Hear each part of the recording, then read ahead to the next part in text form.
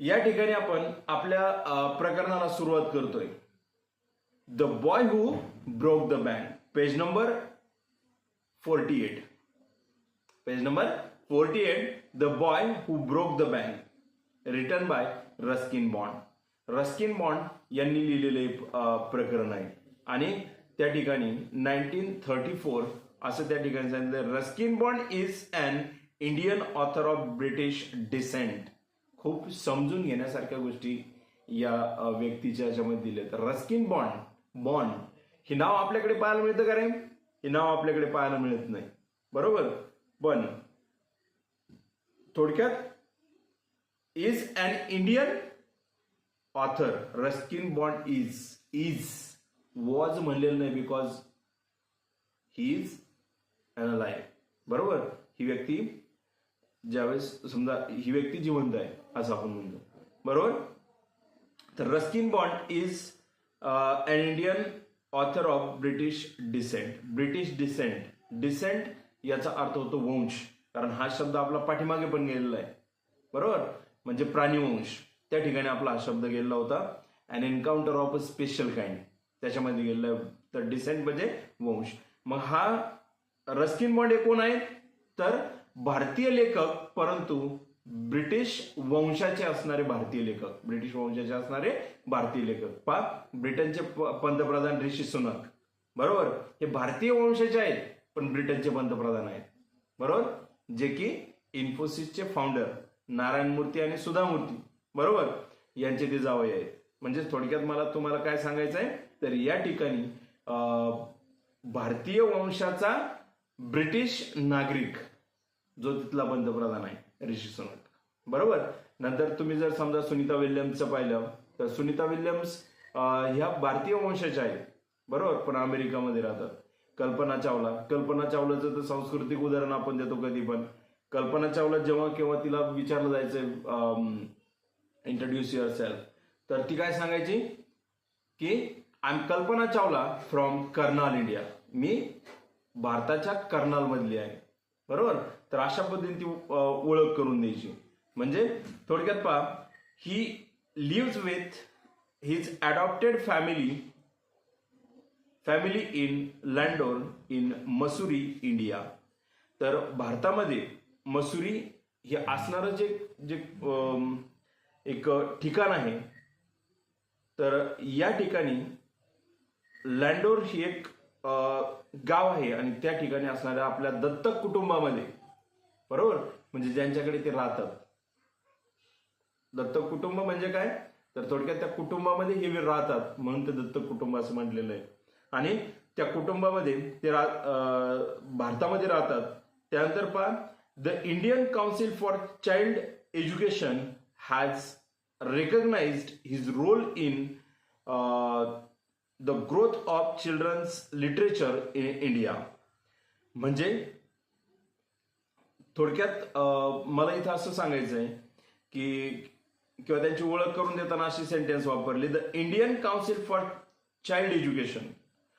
मग भारतीय बाल साहित्य जे आहे किंवा बाल शिक्षण जे आहे, या बाल शिक्षणाच्या बाबतीमध्ये काम करणारी जी परिषद आहे, हॅज रेकग्नाइज्ड, त्यांनी असं ठरवलं किंवा अशी ओळख त्यांची करून दिली की his role in growth of children's literature in India.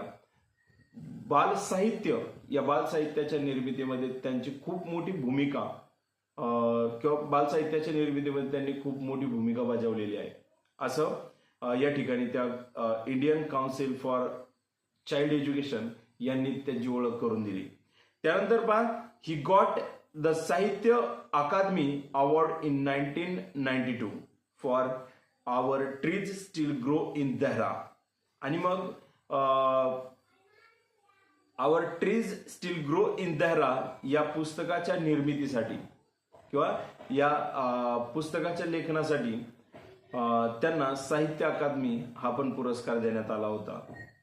त्यानंतर पुढे असं सांगितलंय की he was awarded Padma Shri and Padma Bhushan respectively in 1999 and 2014. मग त्यांना अनुक्रमे 1999 आणि 1914 सॉरी 1999 आणि 2014 या 2 वर्षामध्ये त्यांना अनुक्रमे पद्मश्री आणि पद्मभूषण हे 2 पुरस्कार मिळाले.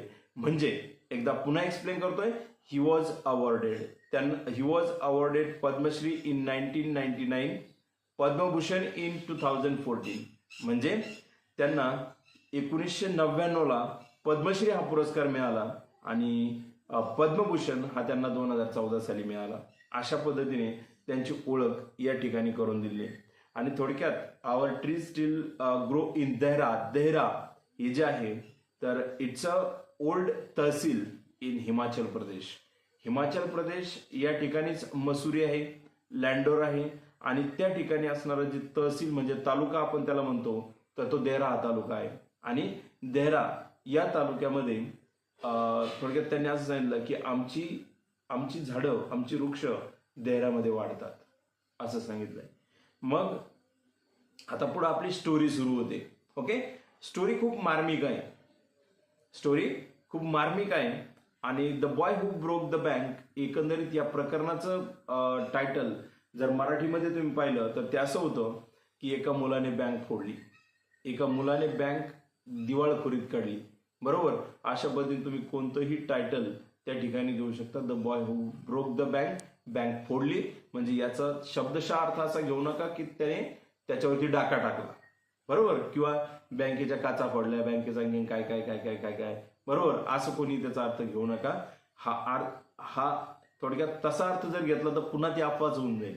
बरोबर, एका मुलाने बँक फोडली. कशी फोडली पाहूया तिथं आता आपण. बरोबर, first character introduce here, Nathu हे पहिलं कॅरेक्टर या ठिकाणी इंट्रोड्यूस होतंय. बरोबर, त्याची ओळख करून दिली लेखकाने आपल्याला. पण grumbled to himself as he swept the steps of the People Nagar Bank owned by Seth Govindram. तर नथू हा कोण आहे? नथू हा त्या ठिकाणी असणारा एक स्वीपर बॉय. काय स्वीपर बॉय? सेठ गोविंदरामची पीपल नगर बँक या बँकेच्या पायऱ्या झाडताना हा नथू स्वतःच्याच मनाशी बोलत होता. ग्रंबल्ड शोड वन्स क्रिटिकल ॲटिट्यूड. म्हणजेच थोडक्यात कोणताही चतुर्थ श्रेणी कर्मचारी जर असेल, शिपाई, बरोबर, त्याला कामाचा ताण असतो. कारण कोणी यायचं काम सांगायचं, कोणी यायचं टोलवायचं, बरोबर, कोणी यायचं बोलायचं आणि मग त्या व्यक्तीला त्याची इरिटेडनेस तयार होते. बरोबर, जर तुम्ही मुन्नाभाई MBBS जर पाहिलं असेल, जादू की जप्पी, बरोबर, तर त्याच्यामध्ये तो जो सुरुवातीला शिपाई दाखवलेला आहे आणि तो त्या फरशी पुसत असतो आणि तिथून जाणारे येणारे लोक असतात, ते बुटाचे पाय देऊन, ते मुलं त्या कॉलेजमधले ते बुटाचे पाय देऊन जातात आणि मग तो त्याचा राग व्यक्त करतो. तर या ठिकाणी नथू सुद्धा तसाच आहे की आपलं क्रिटिकल ॲटिट्यूड दाखवत तो पीपल नगर बँकेच्या पायऱ्या झाडत असतो. आणि त्या पीपल नगर बँकेचा मालक हा कोण आहे? तर सेठ गोविंदराम आहे. नंतर पुढे असं सांगितलंय, ही used the small broom hurriedly and carelessly, and the dust, after rising in the cloud above his head, settled down again on the steps. तो काय करत असतो? तर घाईघाईने त्याच्याकडे छोटासा झाडू, स्मॉल ब्रूम, बरोबर, म्हणजे आपल्या भाषेत त्याला कुचा असं म्हटलं जातं. बरोबर, तर म्हणजे काय, झाडून बारीक झालेली झाडणी, बरोबर, किंवा तो झाडू. तर त्याच्याकडे झाडू असतो. झाडूला थोडक्यात शिपाई ज्यावेळेस झाडतो त्यावेळेस त्याला काठी लावलेली असते. बरोबर, किंवा कोणताही चतुर्थ श्रेणी कर्मचारी आपण म्हणू, बरोबर, साफसूफ करणारा. तर तो झाडूने झाडत असताना तो छोटासा झाडू असतो आणि तो अतिशय निष्काळजीपणाने घाईघाईने झाडत असतो. आणि मग झाडताना त्या पायऱ्यांवरती असणारी धूळ असते, ती धूळ उडते आणि त्याचे लोट ढगासारखे डोक्यावरती तयार होतात आणि तो झाडत पुढे गेला की पुन्हा पायऱ्यावरती जाऊन बसतात. म्हणजे झाडून त्याचा कोणताही उपयोग नसतो आणि तरीही तो राग व्यक्त करत करत मोठ्याने बोलत झाडत असतो. बरोबर, जसं आपण वाटाने चालल्यानंतर गाणं म्हणत चालतो. बरोबर, it is also a critical attitude. It is also one's showing critical attitude. बरोबर, एखाद्याचं क्रिटिकल ॲटिट्यूड दाखवणं तसंच आहे. त्याच्यानंतर एखाद्याला जर क्रिकेटची आवड असेल तर तो व्यक्ती काय करतो? चालतानाच बॉलिंग टाकत चालतो. तोच बॉलिंग टाकतो तोच बॅटिंग करतो. याला पण क्रिटिकल ॲटिट्यूड असं म्हणतात. बरोबर, तर मग इथं तो नथू सुद्धा आपला तो स्वभाव गुणविशेष तो त्या ठिकाणी दाखवत असतो. त्यानंतर पुढे सांगितलंय as Nathu was banging his pan against a dustbin. आणि his pan against dustbin. Pan म्हणजे कचरा भरण्याचं जे भांडं आहे ज्याला आपण सुपली म्हणतो, बरोबर. तो काय करायचा तर डस्टबिन मध्ये सुपलीने कचरा भरायचा आणि जोरजोराने पुन्हा ती सुपली त्या डस्टबिन वरती आपटायचा. Sitaram the washerman son passed by. दुसरं कॅरेक्टर त्या ठिकाणी इंट्रोड्यूस होत आहे आणि दुसऱ्या कॅरेक्टरचं नाव आहे Sitaram. He was a son of washerman. तो धोब्याचा मुलगा होता. कोणाचा? धोब्याचा मुलगा होता. म्हणजे जी व्यक्ती गावातील कपडे गोळा करते, धुते, इस्त्री करते आणि पुन्हा त्यांना नेऊन देते किंवा लोक न्यायला येतात, बरोबर. तर अशा पद्धतीने तो धोब्याचा मुलगा होता. वॉशरमन सन पास्ड बाय. आणि तो त्या ठिकाणावरून जात होता. जेव्हा हा नथू आपला राग व्यक्त करत करत झाडत होता, सुपलीने कचरा भरत होता आणि सुपली जोरजोराने त्या डस्टबिनवरती आपटत होता. त्याच वेळेस तो त्या ठिकाणी जात होता. Sitaram was on his delivery round. तो त्याच्या नैतिक फेऱ्यावरती किंवा फेरफटक्यावरती चाललेला होता. नैतिक फेरफटका म्हणजे काय तर त्याला त्याच्याकडे असलेले जे इस्त्री केलेले कपडे असतील किंवा धुतलेले कपडे असतील ते त्याला त्याच्या कस्टमरला नेऊन द्यायचे असतील आणि म्हणून तो त्याच्या डिलिव्हरी राऊंडवरती होता. त्यानंतर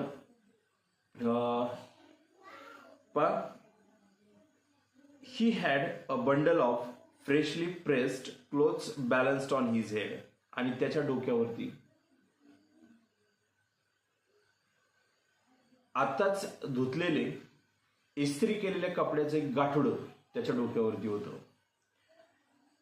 don't raise such dust he called out to Nathu. तो नथूला काय म्हणतो? तो एक्सक्लेम्ड, त्याच्या भावना व्यक्त करतो आणि त्याला म्हणतो डोंट रेज सच डस्ट. इतकी धूळ उडू नकोस. आता त्याचा म्हणण्याचा उद्देश वेगळा असेल. Because they were friends, they crossed each other every day. प्रत्येक दिवशी ते एकमेकाला क्रॉस होतात, प्रत्येक दिवशी ते एकमेकाला पास करून जातात. म्हणजे तो झाडत असतो, हा त्याला पास करून जातो, बरोबर. हा नैतिक क्रम आहे आणि म्हणून त्याची ओळख असेल. आणि तो त्याला म्हणतोय की इतकी धूळ उडू नकोस. आणि पुढे तो असं म्हणतोय की are you annoyed because they are still refusing to pay you an extra ₹2 a month. तू तुझा राग असा व्यक्त करतोय जणू काय बँकेने तुला ₹2 वाढ करण्यासाठी नकार दिलाय. अशा पद्धतीने तुझा राग व्यक्त करत आहेस असं तो त्याला म्हणतोय. या ठिकाणी डोंट रेज सच डस्ट ही जी सेंटेन्स आहे ही सेंटेन्स नीट पाहून घ्या, कारण ही सेंटेन्स शक्यतो पेपरला येते बोर्डाच्या. ती डोंट रेज सच डस्ट ही जी सेंटेन्स आहे ही सेंटेन्स देताना कमांड आहे, आज्ञा दिलेली, परंतु त्याचा शेवट मात्र एक्सक्लेमेटरी मार्कने झालाय. आज्ञार्थी वाक्य हे फुलस्टॉपने संपतं आणि मूळ क्रियापदाने सुरू होतं. निगेटिव्ह इम्पेरेटिव्ह सेंटेन्स असेल तर ते फक्त डोंटने सुरू होतं आणि शेवटी फुलस्टॉप यायला पाहिजे, पण या वाक्याच्या शेवटी मात्र एक्सक्लेमेटरी मार्क दिलाय. एक गोष्ट नीट लक्षात ठेवा की एक्सक्लेमेटरी मार्क जर असेल तर ती सेंटेन्स एक्सक्लेमेटरी एक्सक्लेम्ड असते. म्हणजे थोडक्यात त्या ठिकाणी तुम्हाला वाक्य आल्याच्या नंतर सिंगल इन्व्हर्टेड द्यायचं आहे आणि एक्सक्लेमेटरी मार्क द्यायचा आहे. ही गोष्ट नीट लक्षात ठेवा जेव्हा पंक्च्युएट द फॉलोइंग सेंटेन्स हे वाक्य येईल. नंतर पुढे असं सांगितलंय I don't wish to talk about it complain the sweeper boy. Nathu, sweeper boy कोण आहे? नथू. आणि वॉशरमन सन कोण आहे? सीताराम, बरोबर. तर सीतारामने त्याला सांगितलं, त्याला तो त्याच्याशी बोलला की तुला बँकेने ₹2 पगार वाढ करून देण्यासाठी, महिन्याला ₹2 पगार वाढ करून देण्यासाठी नकार दिलाय आणि म्हणून तू इतका राग व्यक्त करतोय, निष्काळजीपणाने झाडतोय, धूळ उडवतोय, बरोबर. आणि मग हा काय म्हणतो? हा तक्रार करतो. The sweeper boy complained I don't wish to talk about it. त्याविषयी तर माझी बोलायची इच्छाच नाहीये. काय? त्याविषयी म्हणजे पगारवाढीविषयी बोलण्याची माझी इच्छा नाही. I haven't even received my regular pay. मला माझं या महिन्याचाच पगार अजून मला मिळालेला नाही, तर पगारवाढीवरती कुठं बोल, बरोबर. अशा पद्धतीने तो बोलतो. आणि मग and this is the 20th of the month आणि ही महिन्याची 20 तारीख आली आहे. महिन्याची 20 तारीख आली आहे. Who would think a bank would hold up a poor man's salary. कोण विचार करेल बरं की बँकेने एका गरीब माणसाचा पगार अडवलाय. याच्याविषयी कोण विचार करेल असं तो त्या ठिकाणी म्हणतो. कोणी विचार तरी करेल का की बँकेने गरीब माणसाची पगार अडवलेला असेल. As soon as I get my money I am off. जसे माझे पैसे मिळतील तसा मी कामावरून बंद होईल. काय? As soon as I get my money I am off. जसे माझे पैसे मिळाले मी लगेच कामावरून बंद होईल. या सेंटेन्सला अंडरलाईन करून ठेवा कारण हा ग्रामॅटिकल पॉईंट आहे. तो आपण क्लासमध्ये पुन्हा एकदा पाहणार आहोत. ओके. त्याच्यानंतर पुढे सांगितलंय नॉट अनादर week I work in this place. पुढचा एकही आठवडा मी या ठिकाणी काम करणार नाही असं तो म्हणतो. And Nathu bang the pan against the dustbin several times. आणि पुन्हा खूप वेळेस तो आपली सुपली त्या डस्टबिनवरती जोरजोराने आपटतो. नंतर पहा just to emphasize his point and giving himself confidence. Emphasize draw attention to. आणि ते फक्त त्याने का केलेलं असतं तर त्याला समोरच्या व्यक्तीचं लक्ष आपल्या तक्रारीकडे खेचून घ्यायचं असतं आणि म्हणून त्याने ती सुपली जी आहे ती डस्टबिनवरती जोरजोराने पुन्हा पुन्हा आपटलेली असते. नंतर पुढे असं सांगितलंय well I wish you luck sed Sitaram. आणि सीताराम पैकी छान आहे पहा. तो काय म्हणतोय तुला मी शुभेच्छा देतो तुझं काम सोडण्यासाठी. Well I wish you luck sed Sitaram. Sitaram म्हणतो की मी तुला शुभेच्छा देतो. I keep a look out for any job that might suit you. आणि मग तो म्हणतो की मी तुझ्यासाठी तुला सूट होईल असा आणखीन एक काम मी तुला शोधतो तुझ्यासाठी शोधतो असं तो त्याला सांगतोय. म्हणजेच थोडक्यात काय आहे पहा इथून अफवेला सुरुवात होते. तो कोण आहे झाडणारा मुलगा आहे. चतुर्थ श्रेणी कर्मचारी आहे. पगार किती असेल त्याचा 10,000 20,000 असा आपण गृहीत धरू. बरोबर. आणि बँक त्याला पगार देत नाही. त्याच्यात पिपलनगर बँक ही जर पतसंस्था असेल तर त्याचा पगार असेल 8-10 हजार रुपये. बरोबर. आणि तरी बँक त्याला पगार देत नाही असं कोण म्हणेल की चतुर्थ श्रेणी कर्मचाऱ्याचा सुद्धा पगार बँक देत नाही. बरोबर. हा त्याला शुभेच्छा देतो आणि त्याला सांगतो की तुला साजेसं दुसरं एखादं काम मी तुझ्यासाठी शोधतो. It is called as a friendship. याला मैत्री असं म्हणतात. कारण आपला मित्र कामावरून बंद होणार आहे. आपण मित्रासाठी नवीन कामाचा शोध घ्यायचा हे तो त्या ठिकाणी त्याला वचन देतोय.